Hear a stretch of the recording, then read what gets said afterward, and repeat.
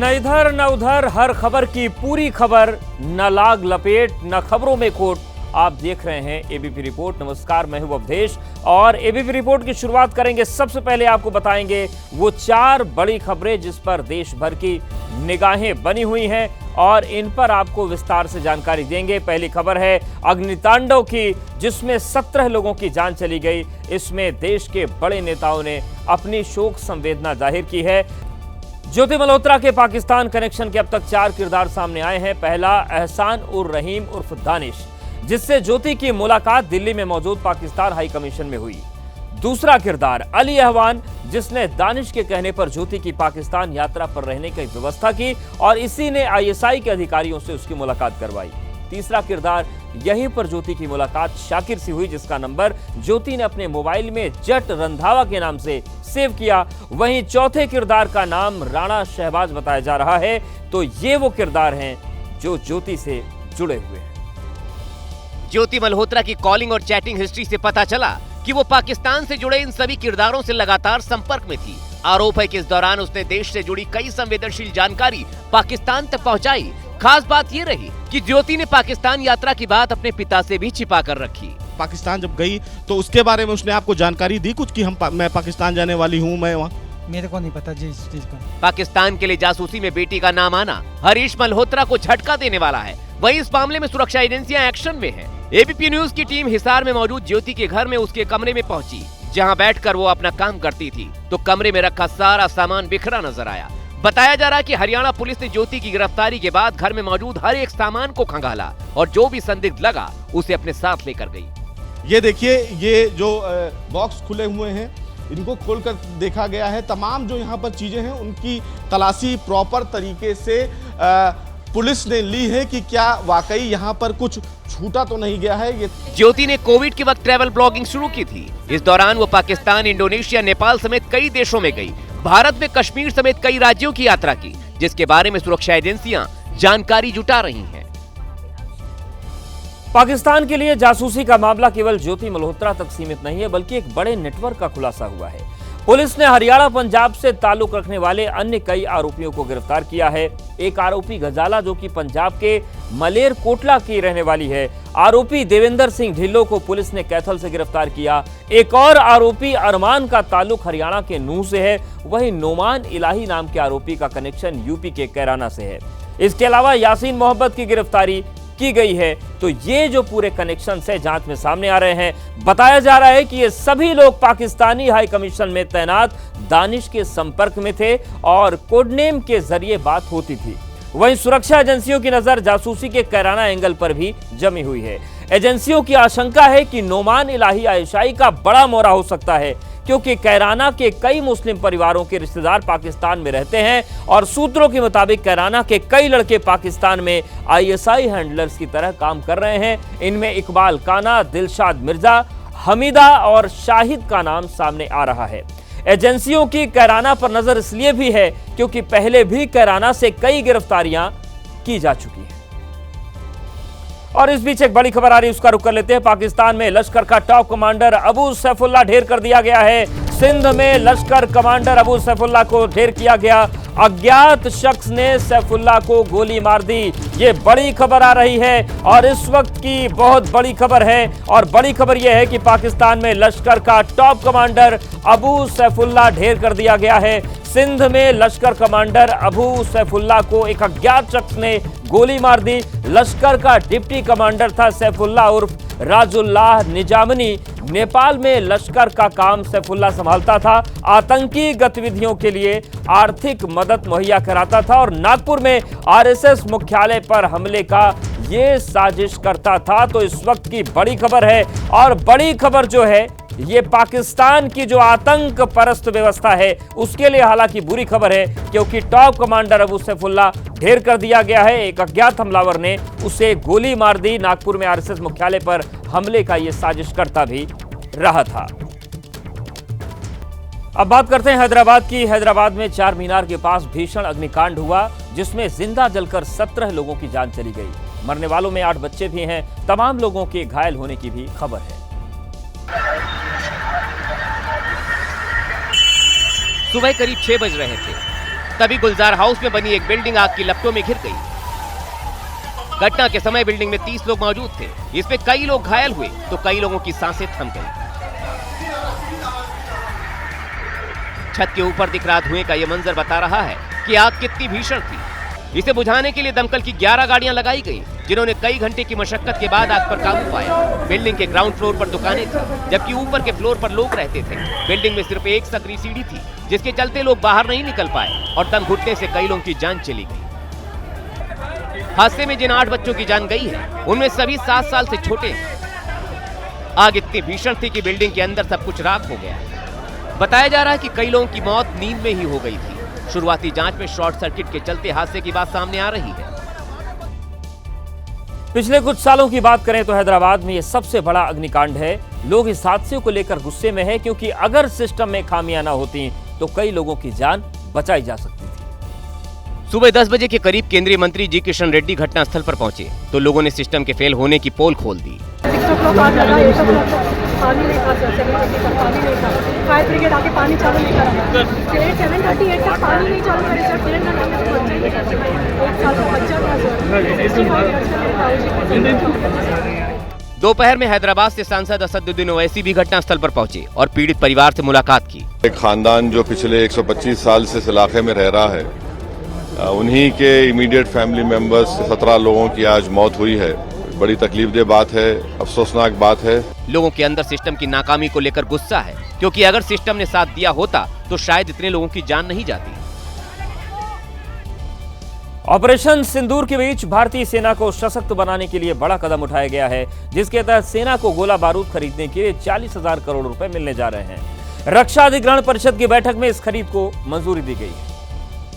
Operation सिंदूर के जरिए भारत ने न सिर्फ पाकिस्तान को सबक सिखाया, बल्कि दुनिया को भी अपनी सैन्य शक्ति से परिचित कराया। भारत के हमलों ने पाकिस्तान को महज कुछ ही दिनों में घुटनों पर आने पर मजबूर कर दिया। पाकिस्तान पर हिंद की सेना का प्रहार इतना जोरदार था कि वो सीज फायर के लिए गिड़गिड़ाने लगा। वहीं उसके गिड़गिड़ाने के बाद भले ही भारत ने सीज फायर को हरी झंडी दे दी, लेकिन सरकार की ओर से आतंक के खिलाफ चलाया गया ऑपरेशन सिंदूर अभी भी जारी है, जिसके तहत अब सेना को और ज्यादा ताकत मिलने जा रही है। सेना को डिफेंस इमरजेंसी खरीद की मंजूरी मिल गई है। हथियार और गोला बारूद खरीदने के लिए मंजूरी दी गई है।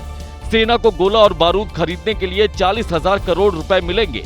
रक्षा अधिग्रहण परिषद की बैठक में इसे मंजूरी दी गई है। बैठक में रक्षा मंत्रालय और सेना के शीर्ष अधिकारी शामिल हुए। पाकिस्तान को करारा सबक सिखाने के बाद भारत अपनी सामरिक शक्ति को और मजबूत बनाने में जुटा हुआ है, जिसके तहत सेना को ये मंजूरी दी गई है, जिसकी मदद से सेना दुश्मनों को सबक सिखाने के लिए हथियार और गोला बारूद खरीदने जा रही है। और ये कदम पाकिस्तान के लिए बड़ी आफत का सबब बनता दिख रहा है। पंजाब के मोगा में पुलिस और निहंगों के बीच भिड़ंत हो गई। इतना ही नहीं, सरेआम तलवारें भी लहराई गईं। पुलिस ने 3 निहंगों को गिरफ्तार किया है। निहंगों पर एक होटल मालिक से पैसे मांगने का आरोप है। कोटकपुरा बाईपास के पास जब निहंगों की पुलिस से भिड़ंत हुई तो चारों तरफ अफरा तफरी मच गई। निहंगों पर आरोप है कि उन्होंने एक होटल मालिक से होटल में गलत काम होने का हवाला देते हुए पैसे मांगे। विवाद होने पर होटल मालिक की पिस्तौल भी छीन ली। पुलिस पहुंची तो निहंगों ने पुलिस पर भी तलवार से हमला कर दिया। पुलिस और निहंगों के बीच सड़क पर झड़प हो रही थी। पुलिस जब भी उनको पकड़ने की कोशिश करती, निहंग तलवार दिखाकर डराने की कोशिश करते। पुलिस ने 3 निहंगों को मौके से गिरफ्तार किया है। नहीं, कोई किसी ਦੇ ਸਾਡੇ ਵੇਲੇ ਨਹੀਂ ਹੈਗੀ। ਉਹ ਤੋਂ ਫੜ ਕੇ ਲੈ ਗਏ ਸੀਗੇ। ਉਹਦੇ ਕੋਈ ਗੱਲ ਨਹੀਂ, ਉਹਦੇ ਚ ਅਸੀਂ ਤਫਤੀਸ਼ ਕਰ ਰਹੇ ਹਾਂ ਤੇ ਇਹਨਾਂ ਨੂੰ ਗ੍ਰਿਫਤਾਰ ਕਰਕੇ ਰਿਮਾਂਡ ਲੈ ਕੇ ਅਗਲੀ ਕਾਰਵਾਈ ਕੀਤੀ। उनके पास से एक गाड़ी और होटल मालिक से छीनी गई पिस्टल भी बरामद हुई है। वहीं महाराष्ट्र के सोलापुर में एक फैक्ट्री में भीषण आग लग गई। करीब 10 घंटे बाद इस आग पर काबू पाया गया, लेकिन 3 लोगों की जान चली गई। फैक्ट्री में जब आग लगी तो पल भर में ही दूसरे हिस्सों में भी फैल गई।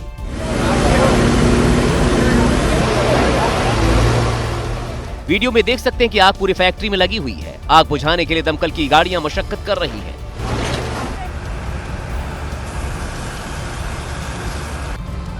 MITC इलाके में सेंट्रल इंडस्ट्री में यह फैक्ट्री बनी हुई है। रात करीब 3 बजे जब आग लगी तो कई लोग सो रहे थे। फैक्ट्री मालिक और उसका पूरा परिवार अंदर ही फंसा रह गया।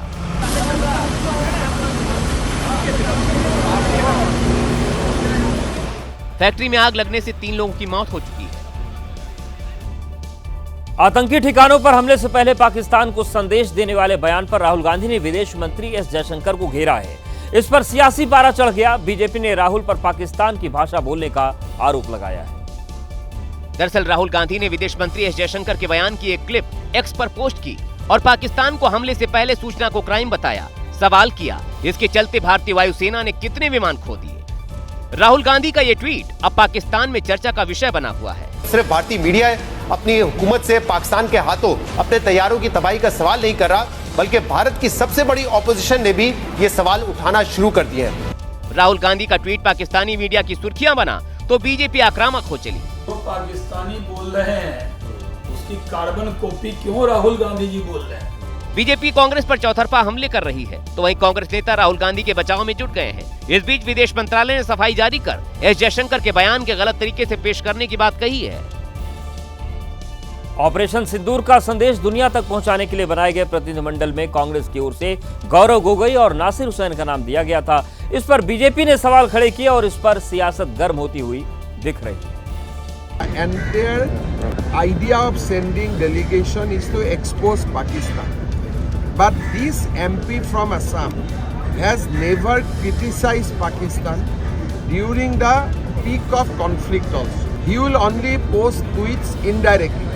He has never accused Pakistan directly. Congress सांसद गौरव गोगोई का नाम सर्वदलीय प्रतिनिधि मंडल में भेजने के बाद असम के सीएम हिमंता बिस्वा शर्मा ने ये बयान दिया। आरोप लगाया कि गौरव गोगोई पाकिस्तान के हिमायती हैं। इसे लेकर हिमंता बिस्वा शर्मा ने एक्स पर पोस्ट कर लिखा कि असम के जिस कांग्रेसी सांसद ने न तो कभी पाकिस्तान का विरोध किया, न ही उसके खिलाफ कुछ बोला, बल्कि जो स्वयं पाकिस्तान जाकर आए हैं, उसी व्यक्ति को कांग्रेस ने पाकिस्तान के विरुद्ध सर्वदलीय प्रतिनिधि मंडल में नियुक्त कर दिया। इस आरोप पर अब सियासत गर्म होती दिख रही है, जिसे कांग्रेस गुमराह करने की कोशिश बता रही है। आसाम के मुख्यमंत्री से तो मैं सिर्फ इतना कहूंगा कि अगर आपके पास इस तरीके के कोई सबूत हैं तो उसको गिरफ्तार कीजिए। वहीं कांग्रेस की ओर से भेजे गए सांसद नासिर हुसैन के नाम पर भी बीजेपी ने आपत्ति जताई है। आरोप है कि उनके राज्यसभा सांसद बनने के बाद उनके समर्थकों ने कर्नाटक विधानसभा में पाकिस्तान जिंदाबाद के नारे लगाए थे। यूपी के मुजफ्फरनगर में एक मुस्लिम टीचर पर 6ठी क्लास में पढ़ने वाले बच्चे की चोटी और तिलक मिटाने का आरोप लगा है। परिजनों ने शिक्षिका के खिलाफ कार्रवाई की मांग की है। काजीखेड़ा के पूर्व माध्यमिक स्कूल की टीचर फरहाना खान पर आरोप है कि उन्होंने बच्चे का तिलक मिटाया और फिर कैंची से उसकी चोटी काट दी। मैं पूजा करके जाता था, तिलक लगा के रखता था, तो मैम ने मेरा कैंची से चोटा काट दिया और तिलक मिटाने को कहा और कहा कि जब तक तू चोटा नहीं कटवाएगा मैं पढ़ाऊंगी नहीं। आरोप है कि जब बच्चे ने ये बात अपनी बड़ी बहन को बताई तो शिकायत करने पर टीचर ने उसके साथ भी बदसलूकी की और बच्चे की टीसी काटकर हाथ पे थमा दी। इसके बाद मुस्लिम टीचर के खिलाफ थाने में शिकायत दर्ज कराई गई। हालांकि मुस्लिम टीचर खुद पर लगे आरोपों से इनकार कर रही हैं। बच्चों की शिकायत है और कि बच्चा साइकिल से स्लिप मारता था, बच्चों को गिराता था और बच्चों के साथ में ऐसी बात करता था, कुछ मंत्र वगैरह भी करता है। इसका पेरेंट्स भी मंत्र का काम करते हैं, बच्चों से जो है ना ऐसी बातें कर रहा था। ये बच्चे शिकायत लेके इसके घर गए, मेरा तो कोई इन्वॉल्व है ही नहीं इस चीज में। सच्चाई क्या है इसका पता लगाने के लिए बेसिक शिक्षा अधिकारी ने ABSA को जांच सौंपी है। चेन्नई से एक सनसनीखेज वीडियो सामने आया है जहां पर एक कार बड़े गड्ढे में गिर गई। राहत की बात यह रही कि इस हादसे में ड्राइवर पूरी तरीके से सुरक्षित है। गड्ढा बहुत बड़ा है और उसमें पूरी कार समा गई। तस्वीरें गवाही दे रही हैं कि हादसा कितना खतरनाक है। जानकारी मिलते ही चेन्नई पुलिस एक्शन में आई। हादसे वाली जगह की घेराबंदी की गई, चारों तरफ बैरिकेड लगाए गए, एक तरफ का ट्रैफिक रोक दिया गया। कार को बाहर निकालने के लिए क्रेन बुलाई गई। क्रेन से कार को सुरक्षित बाहर निकाला गया। गनीमत रही कि इस हादसे में सभी लोग सुरक्षित हैं। ड्राइवर बिना किसी चोट के बाहर निकाल लिया गया। भले ही भारत और पाकिस्तान में युद्ध विराम हो गया हो, लेकिन लोगों में पाकिस्तान को लेकर गुस्सा खत्म नहीं हो रहा। आज वाराणसी में लोगों ने पाकिस्तान और तुर्की की शव यात्रा निकाली। ये शव यात्रा वाराणसी के लम्ही इलाके में निकाली गई, जिसमें एक शव पाकिस्तान का था तो दूसरा तुर्की का। हम लोग ये मांग करते हैं कि आतंकवाद जड़ से खत्म हो। हम प्रधानमंत्री मोदी जी से ये संदेश देना चाहते हैं कि जल्द से जल्द पाकिस्तान को नेस्त नाबूद किया जाए। लोगों में जितना विरोध और गुस्सा पाकिस्तान को लेकर था, उतना ही तुर्कियों को लेकर भी दिखा। लोग इस बात से नाराज थे कि जिस तुर्की के मुश्किल वक्त में भारत ने मदद की, उसने पाकिस्तान की मदद कर भारत को धोखा दिया। वो तुर्की जो भूकंप आया था तो हमने उसको अनाज भेजा, हमने दवा भेजी ताकि उसके लोगों के जीवन की रक्षा हो सके। और उसने क्या किया, वो ड्रोन भेज करके हमारे लोगों को, निर्दोष नागरिकों को मरवाने का प्रयास किया। पहले दोनों देशों की शव यात्रा निकाली गई, फिर विधि विधान से अंतिम संस्कार किया गया।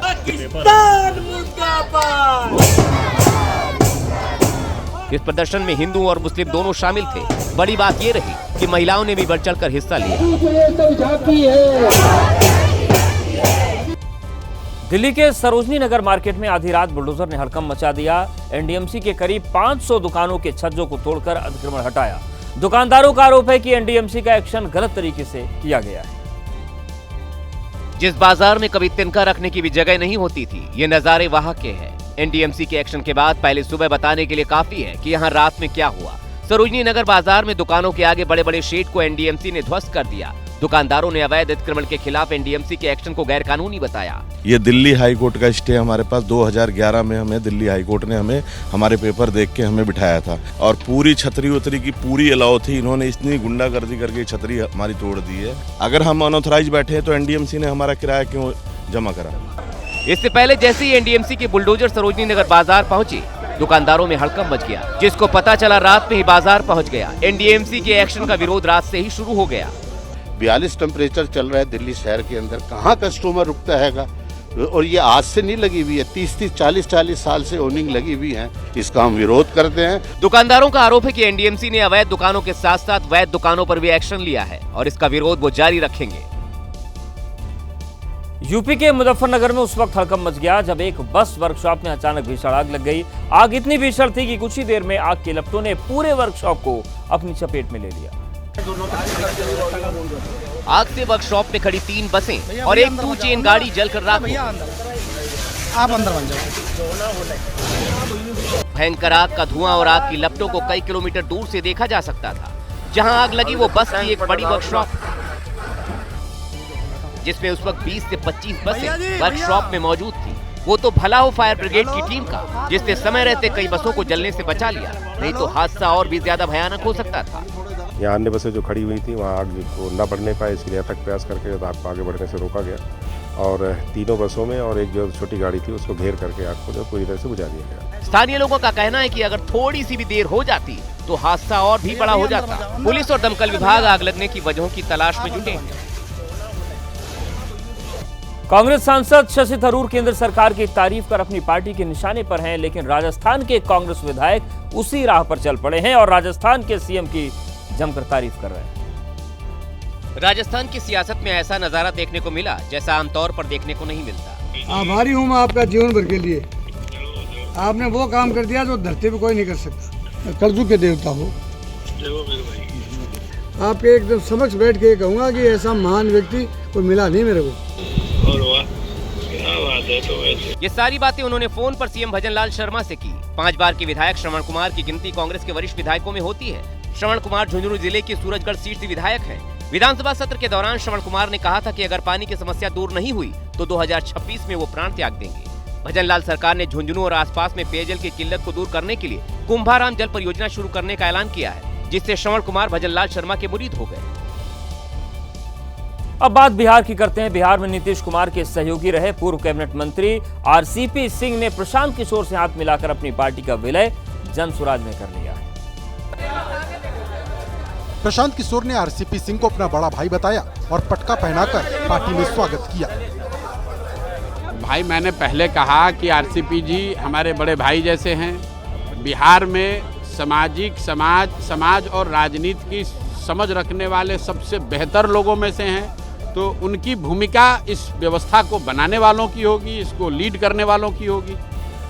आरसीपी सिंह को राजनीति का बड़ा अनुभव है। वो जेडीयू को मजबूत करने वाले सदस्यों में से एक रहे हैं। तो जनसुराज से बिहार की जनता को बहुत आशा है, तो हम सब लोगों का लक्ष्य कोई छोटा नहीं है। लेकिन वो बिहार में जनसुराज की जड़ें कितनी मजबूत कर पाएंगे, इसकी एक परीक्षा इसी विधानसभा चुनाव में होनी है। आरसीपी सिंह पीके के साथ आए हैं, कोई फर्क नहीं पड़ेगा। हम लोग कंफर्टेबल मेजॉरिटी के साथ 200 से ज्यादा सीट बिहार में जीतने वाले हैं। बता दें कि हाल ही में बीजेपी से अलग होकर आरसीपी सिंह ने अपनी नई पार्टी बनाई थी। वहीं बीजेपी में आने के पहले वो जेडीयू के कोटे से केंद्र में मंत्री थे। तो ये थी आज की एबीपी रिपोर्ट। कल भी जारी रहेगी खबरों की खोज। बने रहिए एबीपी न्यूज के साथ।